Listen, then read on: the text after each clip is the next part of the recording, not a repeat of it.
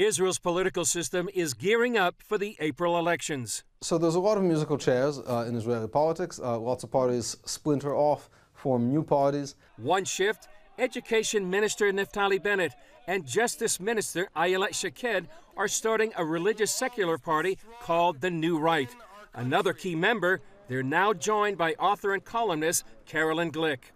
The biggest surprise came on live TV when Labor Party leader Avi Gabay ended his alliance with Tzipi Livni's Hatanua party in what some called a divorce. One goal unites left-wing parties: defeat Netanyahu.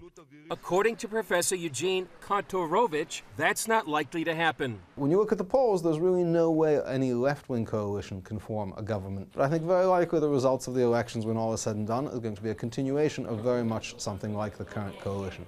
A wild card could be if Netanyahu is indicted before the elections on corruption charges.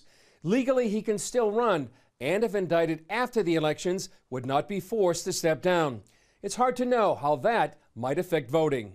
According to Professor Ephraim Inbar, the Israeli swing to the right is largely due to the failed peace process.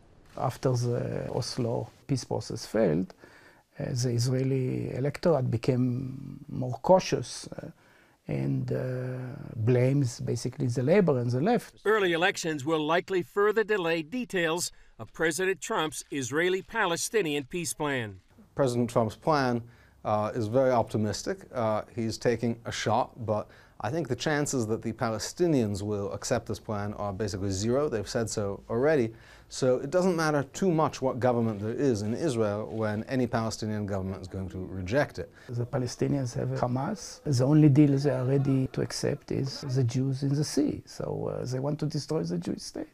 You know, what kind of deal can we make when part of the national Palestinian movement has this type of attitude? Though unnamed sources indicate Trump prefers a Netanyahu-led government, analysts agree U.S.-Israel relations should remain strong in any case. Netanyahu was successful having a bumpy but correct relationship with President Obama. So we will adapt ourselves to whatever government there is in Washington. One of the most important things about this election is if 2020 brings with it a different president who is likely to have a much more critical policy towards Israel, much more resembling that of President Obama, having a government that is prepared to stand up to that, to not buckle under the great pressure that they will undoubtedly be placed in, will be very important. Chris Mitchell, CBN News, Jerusalem.